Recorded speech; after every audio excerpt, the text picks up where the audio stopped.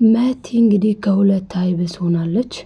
መቲ ከሁለት አይብስ የሆነችው ምንድነው? መቲ ሲጀመር የምታፈቅረው እዩን ነው።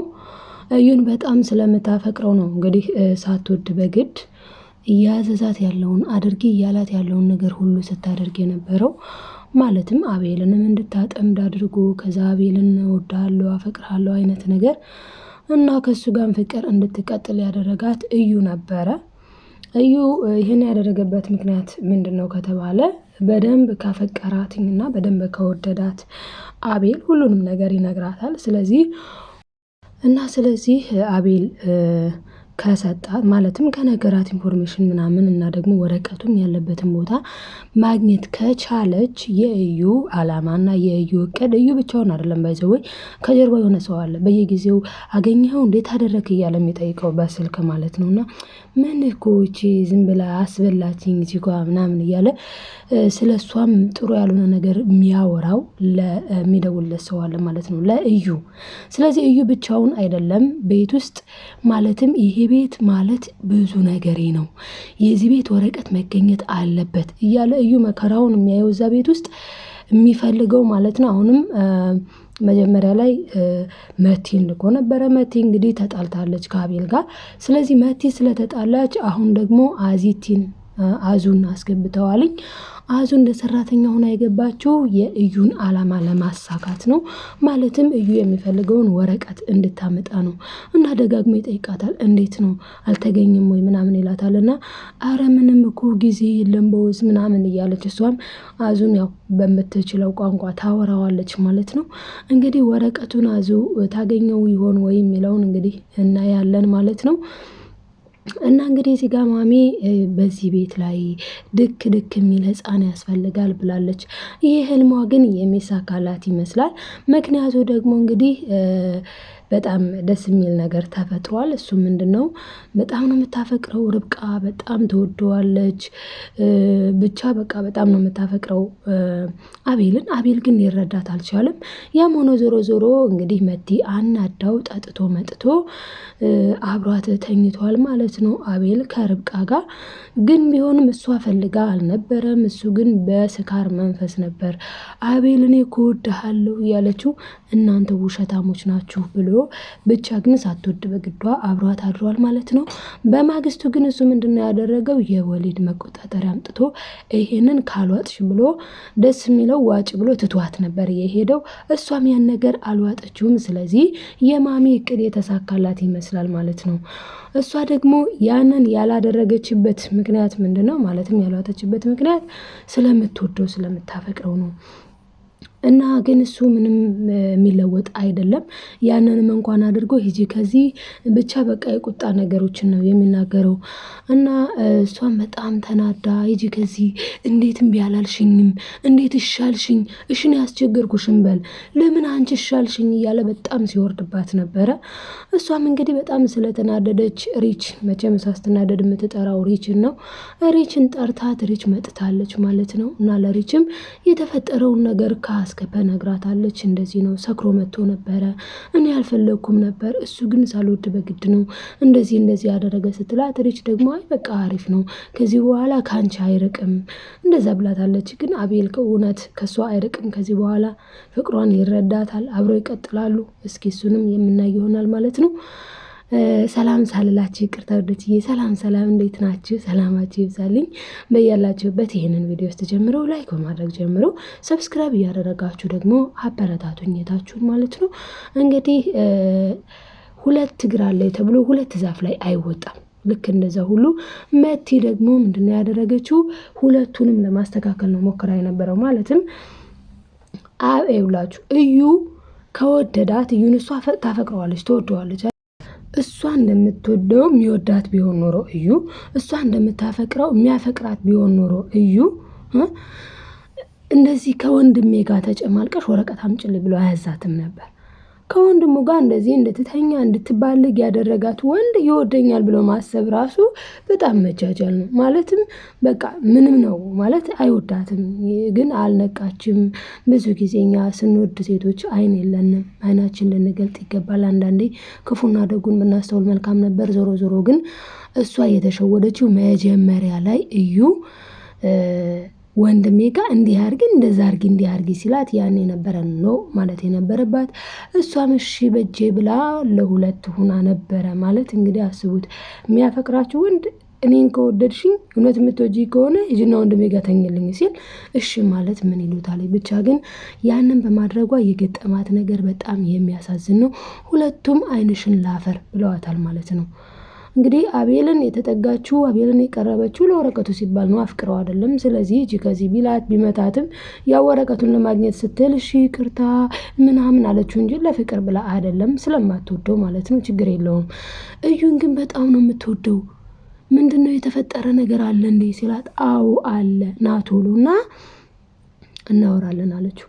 ከዛ እዩ ግን ከመጣ በኋላ የተፈጠረውን ነገር ነገረችው።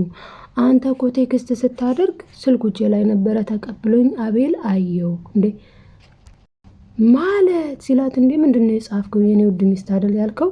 እና አየው ከዛ ብለምነው እምቢ ብሎኝ ረግጦኝ መትቶኝ ሁላ በጥፊ ብሎኝ ሄደ ስትለው እሱ በጥፊ ከመታሽማ እኔም ልጨምርሽ ያነሰብሽ ያለ ይመስላል። እሱ ማጮላት ማለት ነው። እሱ ማጭሎ ጥሏት ሄዷልኝ። በጣም ነው የምታሳዝነው። በእርግጥ ግን የራሷም ችግር ነው። እንግዲህ እወድሻለሁ ያለ አካል ለሌሎቻችን ይሄ ትምህርት ነው።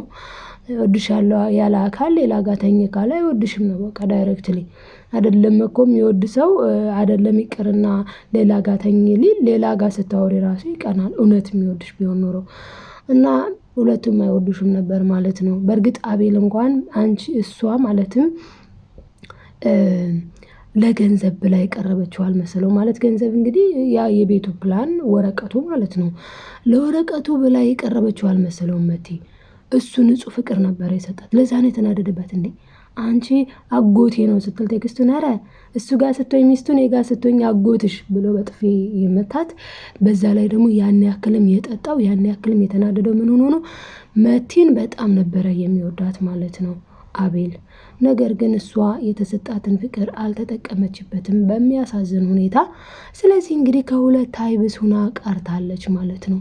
በሌላ በኩል እንግዲህ ርብቃ ያው ከአቤል ጋር እንግዲህ እንደምናያት ከሆነ ደግሞ በጣም አመማትኝ። ኔክስት ዴይ ልቧን አመማት ምናምን እና እንግዲህ በጣም ስለምትወደው ለአቤል እምቢም ምንም በላይ ነበረው። ያው ማለት ሴትነቷን ጠብቃ የኖረች ሴት እንደሆነች ታስታውቃለች።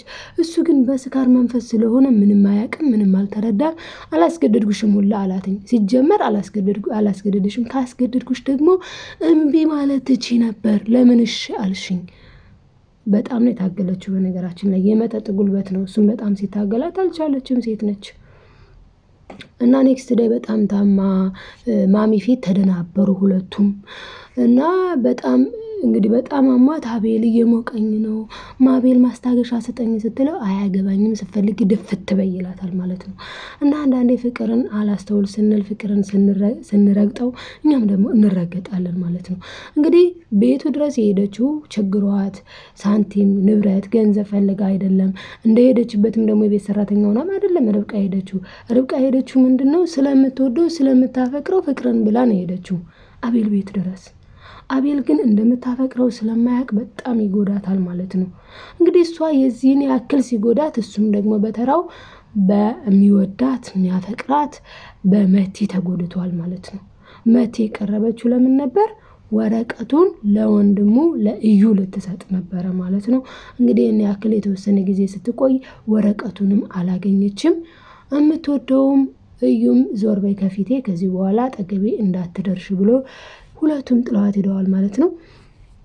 እና ርብቃ ግን በጣም ታማ የራስሽ ጉዳይ ይላታል ማለት ነው። አንዳንዴ እኛ እዚህ ጋር ሰው እየጎዳን እዛ ጋር ለምን ሰው ጎዳን እንላለን። እና እንግዲህ ማሚ ግን የምታውቀው ምንድነው ከተባለ የአቤል እናት የምታውቀው ርብቃ የእውነት ሚስቱ እንደሆነች እንደሚፋቀሩ እንጂ ሌላውን ኬዝ ስለማታውቅ ቤቱን በርብቃ ስም አድርጋ ቁጭ ብላለች ማለት ነው። አቤል ወይና ይሄንን ስለማያውቅ አንዴ ቤትሽ ይችላታል፣ አንዴ ከዚህ ውጪ ይላታል፣ አንዴ ከህይወቴ በምን ቀን ነው የመጣሽብኝ? በምን ቀን ነው እኔ ጋር የተጣበቅሽብኝ? በምን ቀን ነው ህይወቴ ውስጥ የገባሽብኝ? እያለ እንግዲህ ጥንብርኩሷን ያወጣታል ማለት ነው። ወንዶችዬ እንደዚህ ማድረግ አስፈላጊ አይደለም። ቢቻል በእርግጥ ከዚህ በፊትም ጠይቋታል። ቆይ ግን አቤል እኮ ርብቃ ከዚህ በፊት እንደምታውቀው እኮ ቀላል ነበረ ማለት እንደምታውቀው ለማወቅ ቢፈልግ ቀላል ነበር። እሱ ምንድነው የፎቶዋቸው ነገር ከየት አመጣሽው ብሎ በደንብ ቢያጠብቅና ቢጠይቃት የትምህርት ቤት ጓደኛው እንደሆነች ማወቅ ይችል ነበር ማለት ነው። እንግዲህ እሷ ከበፊት ነው የምትወደው፣ ከበፊት ነው የምታፈቅረው። እሱ ነው አይኑን መግለጥ ያቃተው ማለት ነው። እና ማሚ ሌላ ቦታ አድራ መታ ነበረ። በዚህ ሰዓት እንግዲህ አዙን ጠራቻት ማለት ነው። እና ልጆች ደህና ናቸው ወይ? እስካሁን የት ናቸው? አልወጡም እንዴ? ቁርስ አልበሉም እንዴ ብላ ስትጠይቅ ማሚ ኧረ አልመጡም፣ አልተነሱም፣ እስካሁን ድረስ ደግሟቸው ነው መሰለኝ፣ እስካሁን ተኝተዋል። እንዴ ለምን ስትል ጊዜ አይ አምሽተው ነው መሰለኝ፣ ያው መሽቶ ነበር፣ በእርግጥ እስካሁን ተኝተዋል ትላለች አዙ ማለት ነው። እና እንግዲህ እዩም መጥቶ ይጠራቸዋል። እነሱ በጣም ተደናግጠዋል። ምክንያቱም ማሚ የምታውቀው እንግዲህ እንዳልኳችሁ ከዚህ በፊትም ጓደኛ እንደሆኑ ከዚህ በፊትም ሪሌሽንሽፕ እንዳላቸው ነው። እነሱ ግን ዛሬ ናት የመጀመሪያ ቀን፣ ስለዛ በጣም ተደናግጠዋልኝ።